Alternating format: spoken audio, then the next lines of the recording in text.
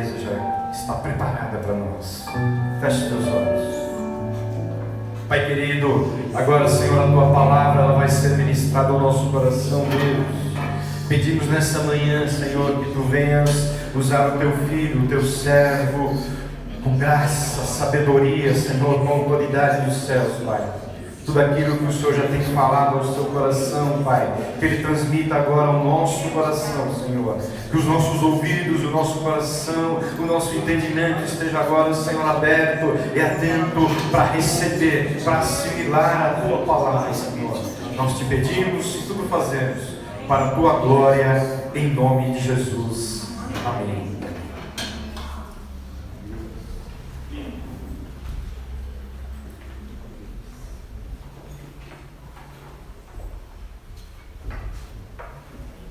Senhor, igreja, Amém.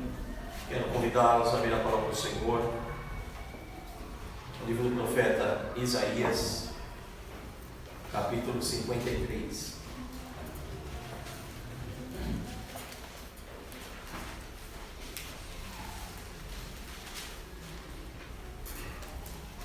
Livro do profeta Isaías, capítulo 53.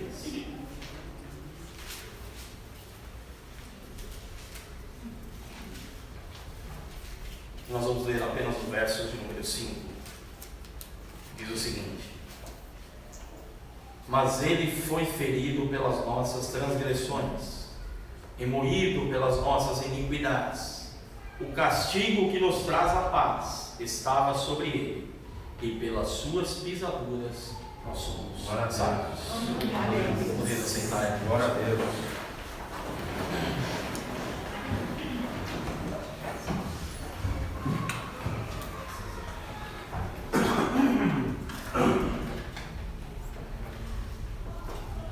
Como o pastor citou, obrigado. O pastor Galvão acabou de citar, é uma honra para nós estarmos aqui nesta manhã, neste momento, participando de um culto que, apesar da sua liturgia um tanto quanto séria, porque traz para nós a reflexão de qual o motivo que estamos aqui.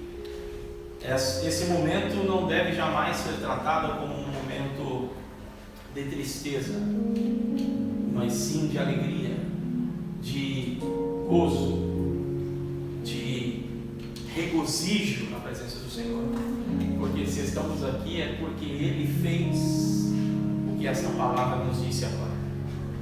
Ele foi ferido pelas nossas transgressões, Ele foi moído pelas nossas iniquidades.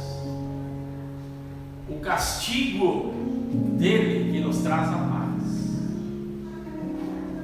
e pelas suas pisaduras nós somos sarados.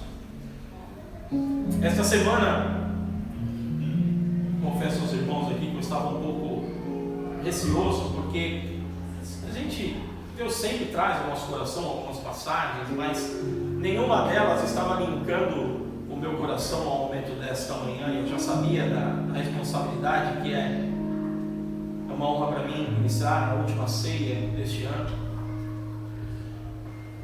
E eu não tinha ainda em meu coração assentado na palavra para que a gente pudesse ouvi-la nesta manhã. E quando estava no local de trabalho ali rapidamente fazendo algumas coisas, eu me peguei balbuciando o refrão de um louvor que diz, né? Sim, eu amo a mensagem da cruz. Até morrer eu a vou proclamar. Mas aí ficou uma interrogação: qual é a mensagem da cruz que eu tenho que proclamar? Jesus morreu por mim, eu sei, senão não estaria aqui, senão não teria a promessa de vida eterna. Mas qual é exatamente a mensagem da cruz que eu preciso entender e que eu posso levar adiante? E é o que o Senhor vai falar conosco aqui, sobre a revelação de Deus através da cruz de Cristo. Este versículo aqui de Isaías, que prediz o que o Senhor Jesus passaria em nosso lugar, porque precisamos sempre ter a certeza que Ele era puro, santo, limpo, nunca teve ou cometeu qualquer transgressão, mas Ele levou sobre si a minha transgressão, a tua transgressão, o meu pecado, o nosso pecado. Ele pagou o preço por nós na cruz do Calvário. Isaías já estava predizendo isso. E nós vamos entender então o que é a cruz de Cristo, esse momento que Cristo passa. E esse versículo aqui, ele resume antecipadamente toda a obra que Cristo fez na cruz do Calvário por nós. E em primeiro lugar, nós vamos entender que a cruz de Cristo, ela nos revela a glória de Deus. Vamos ver lá o que diz em João, capítulo 1, versículo 14. A própria palavra nos mostra isso.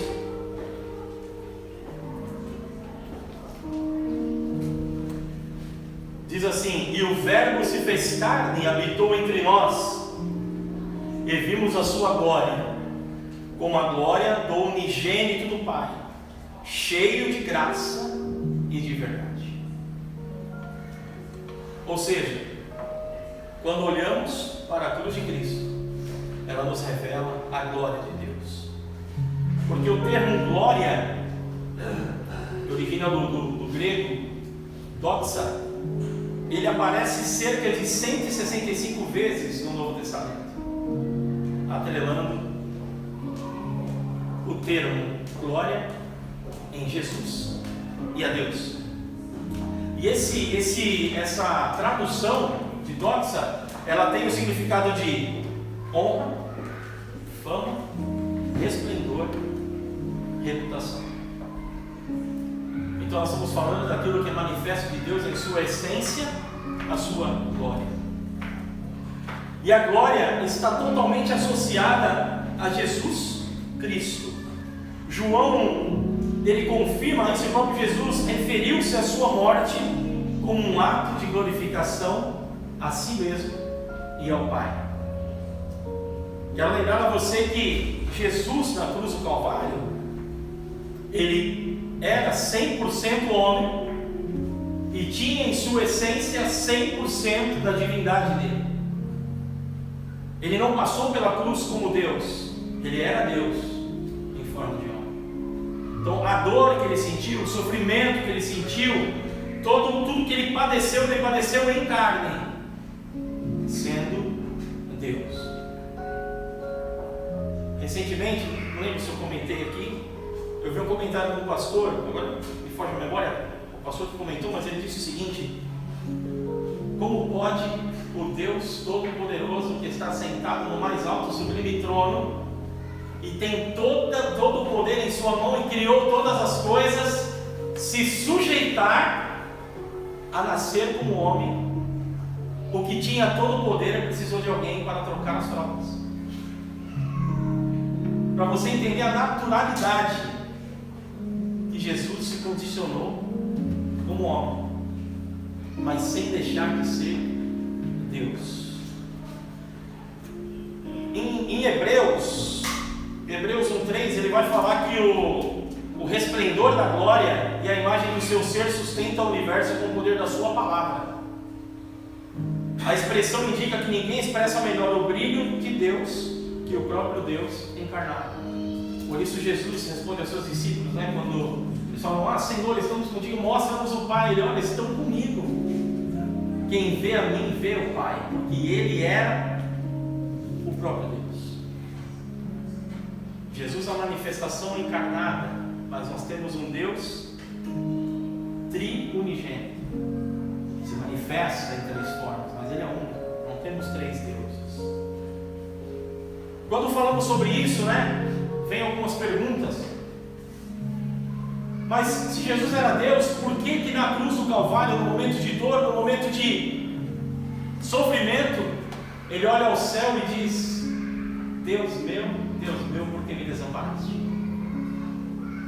Porque Ele estava deixando claro que Ele estava ali como homem, e como todo homem que conhece a Deus, sabe o seu lugar e depende dEle. Ele estava deixando claro em sua fala que ele estava em sua humanidade ali. Mas ele não deixou de ser o Deus glorificado através da crucificação.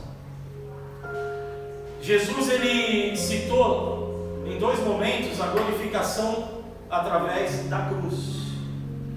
Em João 12, 23, ele vai falar o seguinte: quando alguns gentios chegaram perto dele e queriam ver a Jesus, ele diz o seguinte: é chegada a hora para que o Filho do Homem seja glorificado. E também no momento em que Judas deixou o cenáculo, estava tudo armado, tudo preparado para a traição de Cristo, logo que ele saiu, Jesus disse em João 13:31: agora é glorificado o Filho do Homem e Deus é glorificado nele. Jesus está falando sobre ele como homem ao passar pelo momento de cruz. Quantos assistiram aqui a Paixão de Cristo?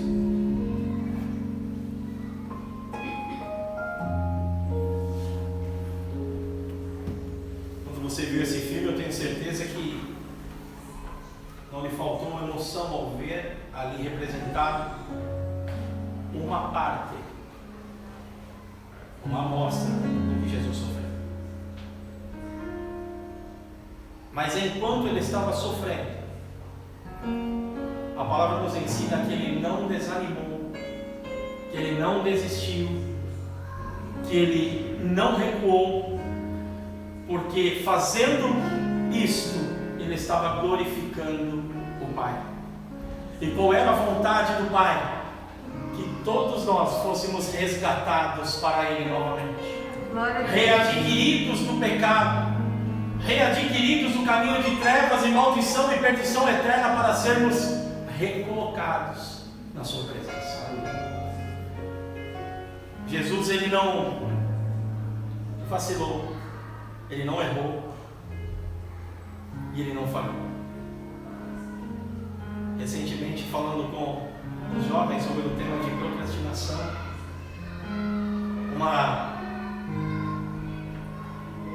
uma frase que me marcou, eu lembro dela todos os dias desde que ministramos ali, é que Jesus estava na cruz, e quando ele chega o momento, ele diz uma das frases, uma das 7 falas de Jesus, ele diz o seguinte: está consumado. Porém, o está consumado não é que acabou tudo pronto, porque a obra do reino, ela continua. Mas aquilo que cabia a ele, ele fez com perfeição. Sobre ele não houve mancha, não houve ruga, não houve maldição, a não ser a que colocaram sobre ele, e aquele se fez maldito por nós. Mas ele é o pleno exemplo daquilo que devemos tentar ser a cada dia. Fiel no seu chamado, fiel no seu propósito, fiel em sua missão, glorificando ao Pai até no sofrimento. Glória a Deus. A cruz de Cristo também nos revela a justiça de Deus.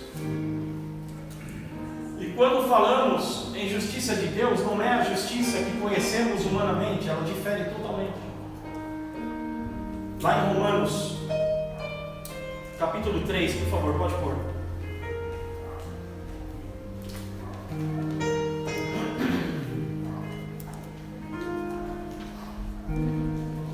Romanos 3, versículo 21, diz assim: mas agora se manifestou sem a lei a justiça de Deus, tendo testemunho da lei e dos profetas, isto é, a justiça de Deus pela fé em Jesus Cristo, para todos e sobre todos os que creem, porque não há diferença, porque todos pecaram e destituídos estão da glória de Deus, sendo justificados gratuitamente pela sua graça, pela redenção que há em Cristo Jesus, ao qual Deus propôs para a propiciação pela fé no seu sangue, para demonstrar a sua justiça pela remissão dos pecados dantes cometidos sob a paciência de Deus, para a demonstração da sua justiça nesse tempo presente, para que ele seja justo e justificador daquele que tem fé em Jesus. Ele manifestou a sua justiça através da cruz de Cristo, por desejar que fôssemos justificados. Se pararmos para analisar, irmãos, não havia motivo para existirmos. Não havia motivo para que fôssemos criados, mas Deus em seu coração decidiu criar o homem para interagir, para amar e para conviver. E como ele já sabia, o homem falhou nesse relacionamento. E ele já tinha um plano para recolocar o homem de volta à sua presença. Aqui está o veículo aqui, que é do meu sogro, do seu Dantas. E a gente pesquisando ali descobrimos que tem alguns recalques para fazer. Lá na montadora, lá na concessionária. Porque algum item do veículo, quando foi produzido, está proposto ou pode dar algum problema. E é responsabilidade do produtor do veículo. Então, só que ele só sabe que dá problema quando começa vários veículos daquele mesmo período de produção, que usaram o mesmo item e tal. Então ela começa a chamar os proprietários para trocar isso. Eu quero fazer só um paralelo de longe. Deus, ele nos criou. A diferença entre o veículo e o homem é que Deus já sabia que ia dar problema. Então não é que ele já tinha um plano B, ele tinha um único plano de resgatar e de readmitir o homem de volta à sua presença, se tornando um de nós, para pagar o preço. A palavra diz que por um homem entrou o pecado no mundo, e por um homem entrou a graça e a salvação. Aleluia. Da mesma forma diz que onde abundou o pecado, superabundou a graça. Glória a Deus. Irmão, não importa o que vivemos hoje, as lutas, provações, as dores, a graça de Deus, ela é abundante em extremo. Ela é maior do que qualquer problema, do que qualquer situação, do que qualquer adversidade, do que qualquer dor. Isto não significa que não passaremos adversidade, nem dores, nem problemas. O que significa que somos cobertos pela graça de Deus. Quando falamos sobre a justiça de Deus, a primeira pergunta que a humanidade faz é: onde está a justiça de Deus neste mundo?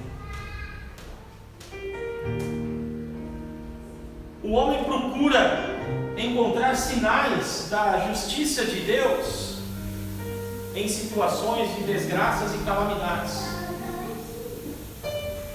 O homem vira as costas para Deus e vive a sua vida como bem quer, e quando acontece alguma coisa, qual é a pergunta que ele faz? E Deus? Eu lembro-me de uma situação de uma irmã que perdeu seu filho num acidente de carro, e ela foi até o pastor da igreja e disse: o Senhor prega que Jesus é vida, que Ele cura, que Ele guarda, que Ele... Eu quero saber onde Deus estava quando meu filho morreu. E aquele pastor, cheio da sabedoria divina, respondeu para ela: ele estava no mesmo lugar quando ele morreu por tua vida.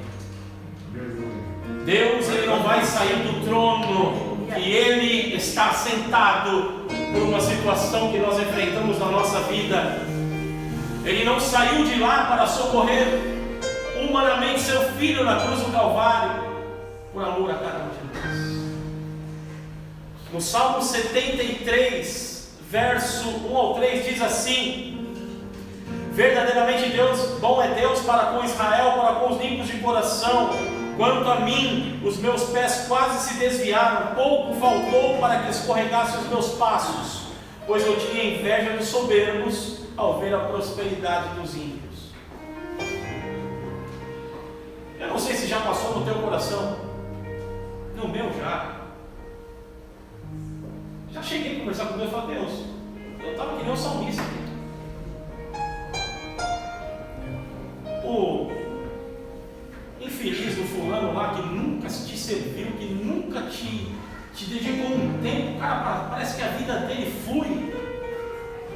E às vezes a gente quer alcançar alguma coisa aqui, o negócio é luta, prova. Tome prova. Mas nesse momento eu estava olhando como um salmista. Eu quase desviei os meus passos. Eu estava olhando como o homem vê, o materialismo. Ele pode ter tudo.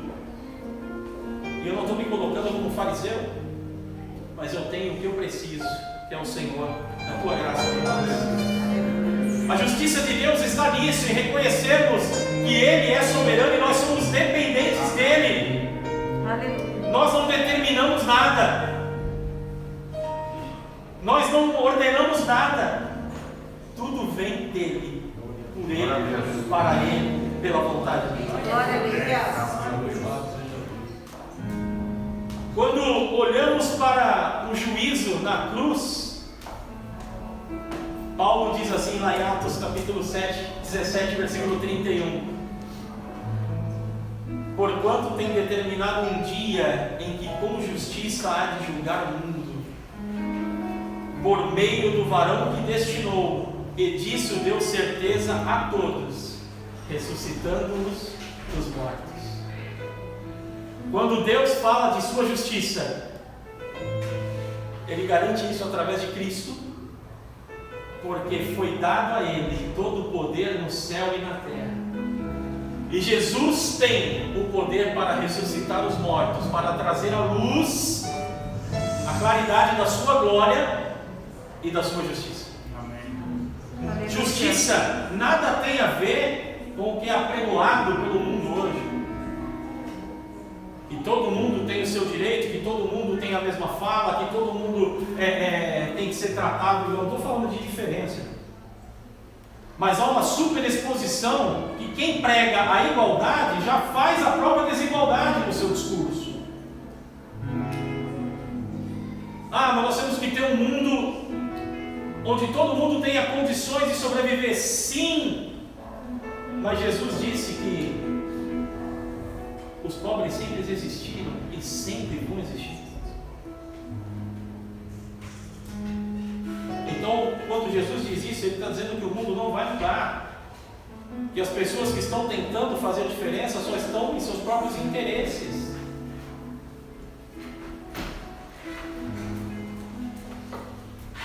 Tem um discurso agora com respeito a todos, mas tem um discurso que diz que as vidas negras importam. E com respeito aos tripés desse discurso, que realmente tem valor, mas não é só a vida desse ou daquele que importa, todas importam. E se esse discurso fosse tão verdadeiro, nós temos que cuidar e valorizar os nossos irmãos afrodescendentes. Por que não acabaram com a fome ainda na África? Então você vê que é um discurso de falácia. Isso nada tem a ver com a justiça que Deus apregou. A justiça de Deus tem a ver com o seu reino, tem a ver com equidade, tem a ver com todos usufruírem da mesma graça, do mesmo poder, do mesmo amor, da mesma justiça, da mesma intensidade. E qual é a justiça? Aquela que nos justificou na cruz do Calvário. Jesus, Ele se fez mártir, Ele se fez ovelha muda para o matador, e naquele momento Ele se tornou o nosso advogado fiel, Ele se tornou o nosso defensor, Ele se tornou o nosso proprietário legítimo. Já somos feitura de sua mão, mas o pecado nos tirou da sua graça, e quando Ele nos compra novamente, Ele está reafirmando que pertencemos a Ele. Aquela frase que ninguém paga as minhas contas, ela é mentirosa, porque Jesus pagou toda a nossa dívida na cruz do Calvário. Quando alguém fala para você ninguém paga as minhas contas, a pessoa está dizendo assim: eu não devo satisfação para ninguém. Lê o engano, nós devemos satisfação a Cristo. porque Ele pagou o nosso preço na cruz do Calvário. Ele se entregou por nós ali. E isso faz parte da justiça de Deus. E aí, de que maneira a cruz revela a nós a justiça de Deus? É o que lemos aqui e reforço. Romanos 3, 21 a 23. Mas agora se manifestou sem a lei a justiça de Deus, tendo como testemunho da lei dos profetas, isto é, a justiça de Deus pela fé em Jesus Cristo, para todos e sobre todos os que creem, porque não há diferença, porque todos pecaram e destituídos estão da glória de Deus. Todos pecaram significa que todos está falando sobre todos. Todo mundo. Ah, não, mas eu sou cristão, não pego mais. Já está pecando. Nós pecamos todos os dias, em pensamentos, em ações, em palavras, em atitudes. Você sabia que só se a gente se achar digno de estar na mesa já temos que pedir perdão? Nós somos indignos, nós não merecemos nada se não fosse a graça, o amor e a justiça de Deus sobre nós. E sobre este versículo que lemos, ele traz duas ideias centrais. A justiça é de Deus, ou seja, devemos prestar atenção sobre quem detém posse sobre a justiça. Não é o homem, é Ele. Ou seja, como a justiça é dele, nós não temos a nossa própria, por falta de mérito e pela natureza pecaminosa. Nós não poderíamos tentar nos defender no julgamento final. Não temos argumento para a nossa defesa. E sabendo disso, Ele se fez justo e justiça por nós e em nós. E a justiça de Deus é a posição justa que Ele concede àqueles que creem em Cristo. Então a justiça de Deus, presta atenção nessa frase, eu coloquei aqui para não esquecer que ela é impactante demais. A justiça de Deus é o modo justo de Deus justificar os injustos. Deu para você entender? Eu vou repetir para você gravar. A justiça de Deus é o modo justo de Deus justificar os injustos. Sabe onde nós aparecemos nessa frase aqui? Injustos. E você percebeu quantas vezes Deus aparece? O modo de Deus, de forma justa, de justificar os injustos. Só dá Ele. Porque nós não podíamos fazer nada. Nós não tínhamos condição alguma de fazer algo por nós mesmos. Nós nascemos já envolto ao pecado. Mas a cruz de Cristo nos revela a sua justiça. Tem em 1 Coríntios 1,30 diz assim: mas vós sois dele em Jesus Cristo, o qual para nós foi feito por Deus sabedoria e justiça e santificação e redenção. Quando Paulo escreve aqui os Coríntios, ele está afirmando que Jesus Cristo se formou da parte de Deus justiça sobre nós.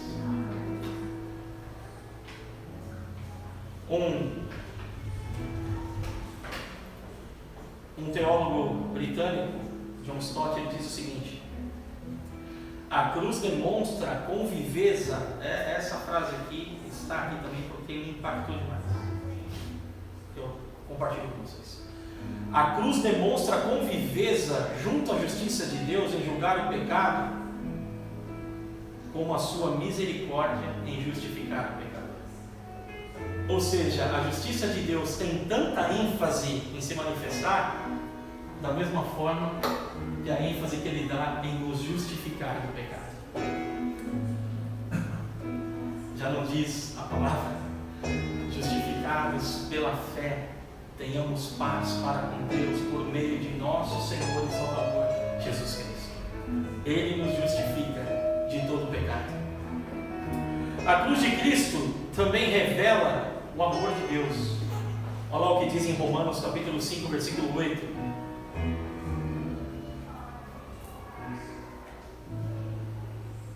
Mas Deus prova o seu amor para conosco, em que Cristo morreu por nós, sendo nós ainda pecadores. Presta atenção.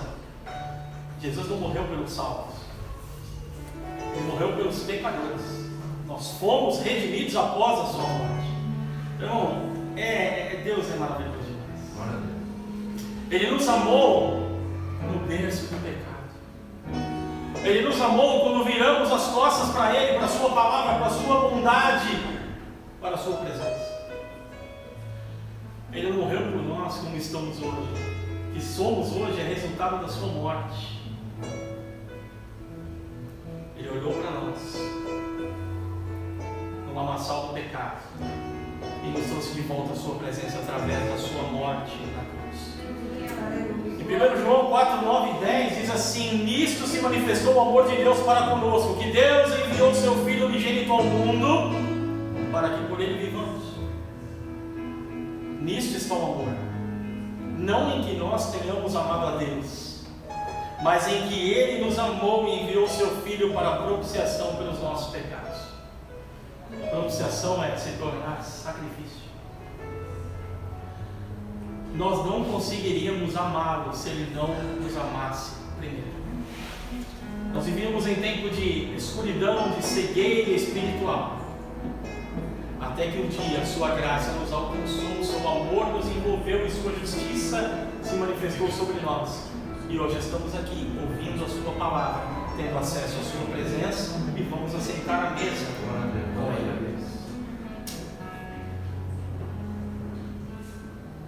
John Stott também diz uma frase que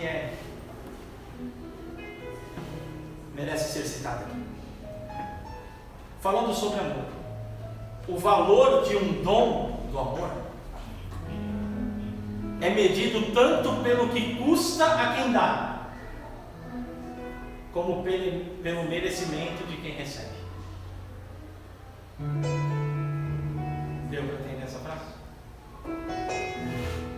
O valor que custa o amor pode ser medido tanto pelo que custa a quem dá, como pelo merecimento de quem recebe. Ou seja, custou muito caro. Nem o mundo todo pode pagar o valor de uma alma, quanto mais a dele, que é o dono de todas as coisas. Custou muito caro.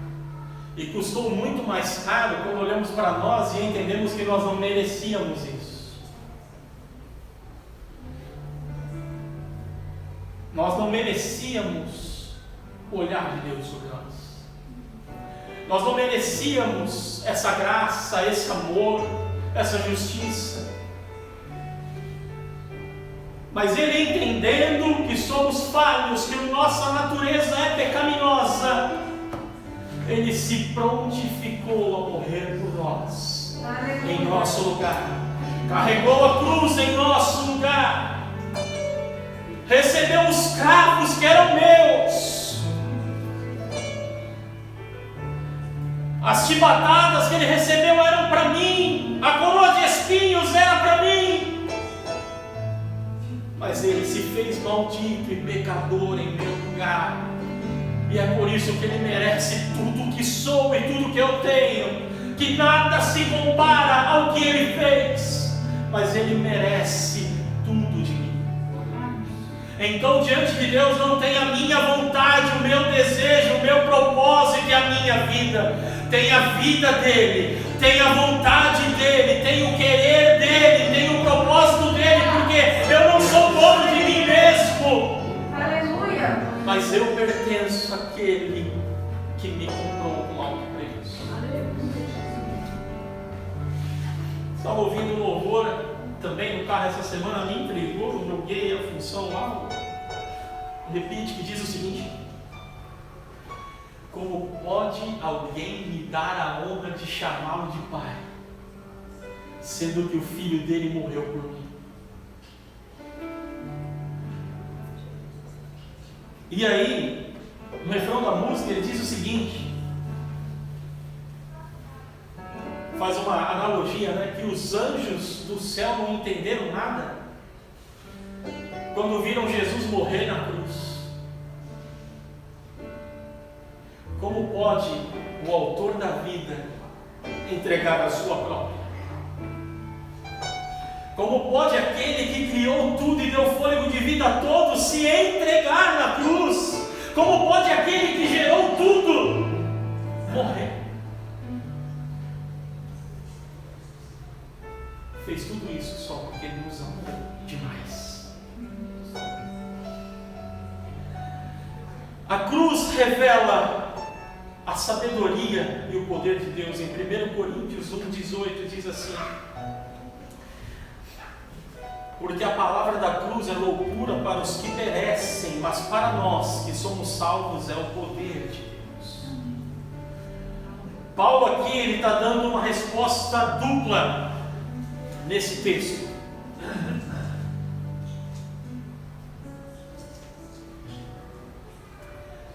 Ele está contrastando a sabedoria do mundo com a sabedoria de Deus, que é incomparável. A sabedoria e o poder que Paulo está apresentando aqui aos judeus e aos gregos é a cruz de Cristo. O que para os judeus é escândalo e para os gentios é loucura, para os gregos. Em 1,23 de Coríntios, Paulo diz assim: mas nós pregamos a Cristo crucificado, que é escândalo para os judeus e loucura para os gregos. Por que isso? Porque os judeus não aceitavam que Jesus era o Messias. Então você pregar que Jesus era judeu, o rei dos judeus, e morreu por seu povo, eles não aceitavam. E a sabedoria da mensagem da cruz era loucura para a cultura grega, que tinha os seus pensadores, seus filósofos, e destoava demais. No livro O Reino de Ponta Cabeça, que fala sobre a vida de Jesus e contextualiza toda a questão contemporânea, o que Jesus enfrentou contra a religião daquela época, contra a sociedade, contra a política, contra o sistema, ele mostra que Jesus ele pregou um evangelho e anunciou um reino totalmente diferente do que era esperado. E esse foi o motivo pelo qual ele foi crucificado, humanamente falando. Espiritualmente é porque nós precisávamos de um Salvador. E quando Paulo está dizendo isso, ele está confrontando os judeus e os gregos. Nós pregamos a Cristo crucificado. É loucura e escândalo para os judeus e para os gregos. Entenda bem, a única loucura que a Bíblia cita é isso. É sobre não aceitarmos a veracidade da palavra. Não existe nenhuma outra loucura dentro do Evangelho. E se existir, pode internar, porque não está na Bíblia. Não tem oração forte, não tem loucura da fé, não tem doideira da pregação, não existe isso. A única loucura são para aqueles que não aceitam o que a palavra diz, o que a cruz nos diz. A mensagem da cruz é essa: pregamos a Cristo crucificado. E ele enfrentando judeus e gregos na sua pregação, na sua exposição, e Paulo foi perseguido, foi preso, foi morto, mas ele não mudou o seu discurso, ele não mudou o propósito da sua mensagem, por 3 razões. A mensagem da cruz é o centro da pregação. Se não houver citação da cruz, da morte de Cristo nas pregações, não condiz com a palavra, com a Bíblia e com o Evangelho. O mundo jamais conhecerá a sabedoria de Deus por si mesmo. É o segundo motivo pelo qual Paulo não mudou a sua pregação. E a razão da crucificação de Jesus revela toda a sabedoria de Deus. Mas como pode Deus revelar a sua sabedoria em seu filho morrendo? Ele não podia fazer assim, ó, só ele tem todo o poder, não podia estar justificado? Não.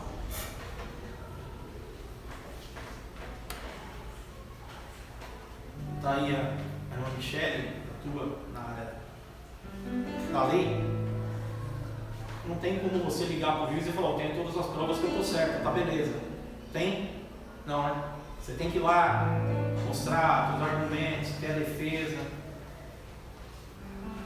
Quando alguém liga para você e fala: ó, tem um boleto aqui que você não pagou, como é que você contradiz isso? Você tem que pegar lá, analisar se você pagou, mandar o comprovante e falar: está pago, correto? Pois é, para que a nossa dívida com o pecado tivesse quitada, Deus ele precisou pagar. Não que ele precisou, ele quis pagar por nós. Foi preciso pagar um alto preço. E quando Cristo morre na cruz do Calvário, ele quita a nossa dívida com o pecado. Aí sim estamos justificados. Isso mostra toda a sabedoria de Deus.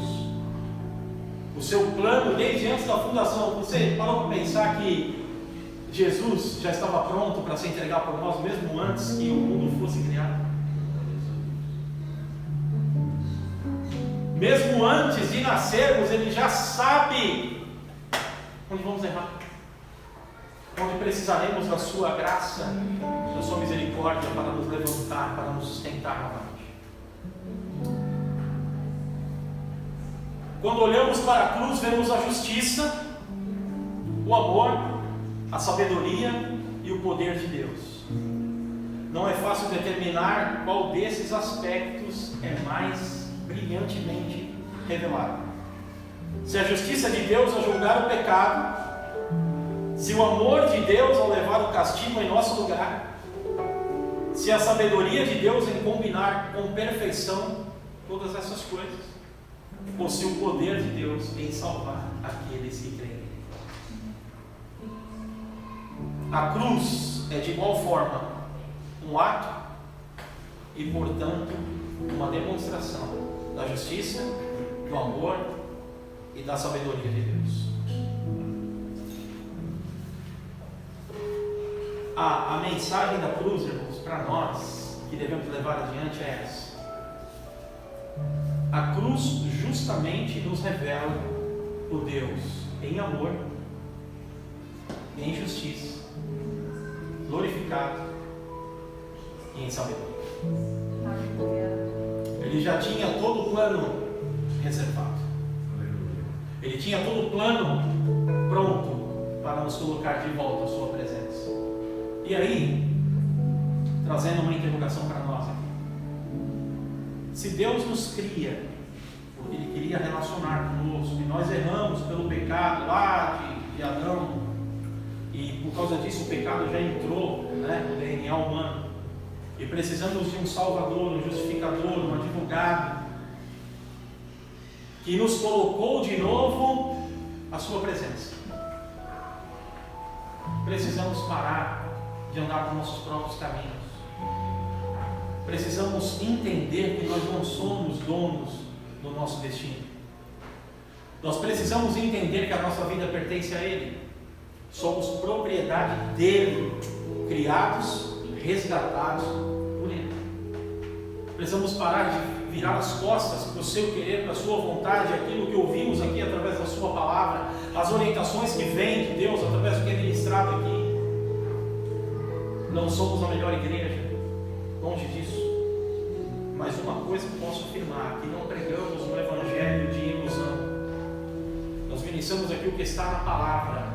Aqui não tem mandinga gospel, aqui não tem negócio de enganação, negócio de campanha disso, campanha daquilo. Sabe por quê? Porque não está na Bíblia.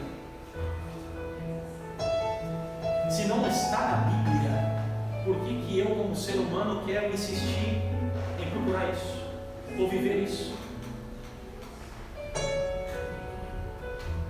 A melhor campanha que eu vi ontem uma postagem do profeta lá, essa é boa. Campanha mude a sua vida e abra todas as portas, lendo a Bíblia. Essa ninguém quer fazer. A gente tem preguiça de ler a palavra. A gente dedica tempo para tudo, menos para ler a palavra e conhecer a vontade de Deus. E não existe nada mais completo para o cristão do que a Bíblia. Recentemente aí citaram que precisa dar uma atualizadinha, né? Irmãos, a diferença, que a única coisa, o único GPS que tem que ser atualizado é esses que você tem no carro ainda, que não é do celular, aquele que toda hora você tem que ficar atualizando. Já tive alguns desse aí. Só que esse aqui, ó, conforme disse o pastor Billy Graham, a Bíblia, ela é mais atualizada do que o jornal que vai sair amanhã. Porque ela tem todas as respostas, todas as orientações, todas as informações que nós como cristãos precisamos ter. E só vamos conseguir compreender exatamente o propósito divino quando nós tivermos essa Bíblia não somente embaixo do braço como aplicativo do celular, mas aqui dentro e aqui dentro. Para terminar aqui, eu vou citar a última frase aqui do pastor John Stott. A cruz nos assegura que esse Deus crucificado é a realidade dentro, por trás e além de todo o universo. A cruz aponta para nos revelar o Deus que passou por ele.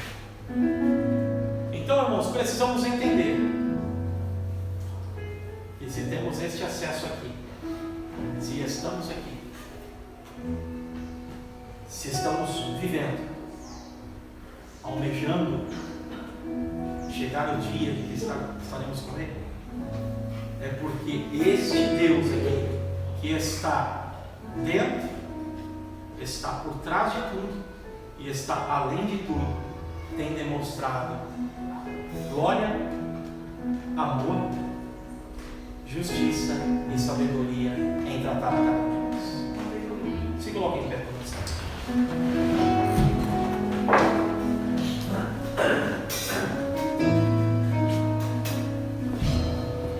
Nós também não somos o centro do Evangelho, tá?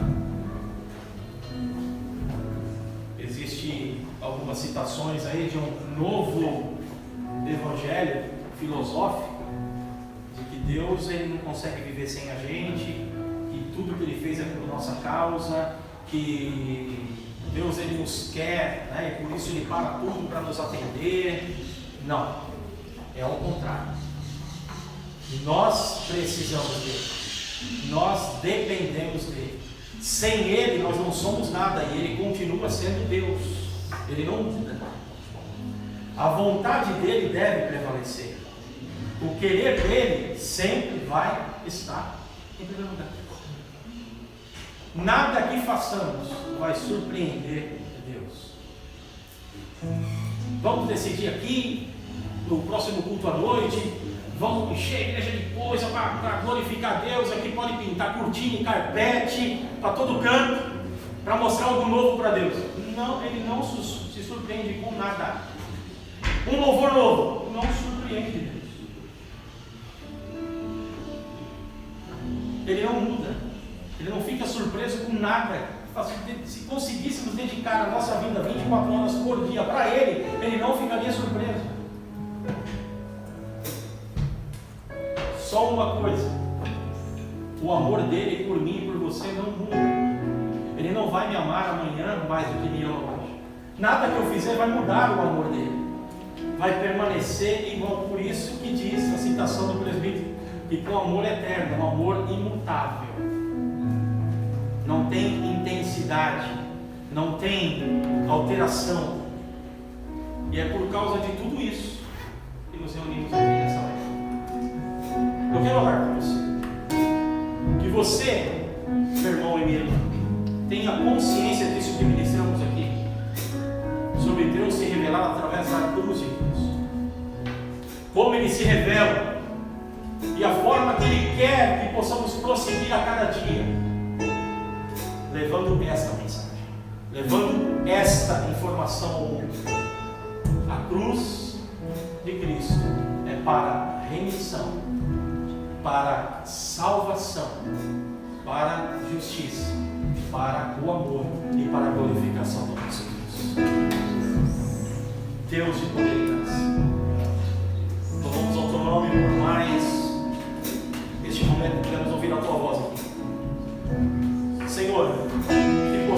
ter não somente o conhecimento, mas o entendimento de toda esta palavra. O que a cruz significa para cada um de nós. E a mensagem que devemos levar adiante sobre o que ela representa. E o Senhor se manifesta através dela sobre nossas vidas. Senhor, e que possamos entender que o Evangelho nada tem a ver conosco, mas tem a ver contigo. Tudo por tua causa, por tua vontade, pelo teu querer e para a glorificação do teu nome. Nos traga essa consciência, Senhor, essa certeza, e que possamos a cada dia amadurecer e crescer em ousadia, em fé, graça e sabedoria diante da tua presença.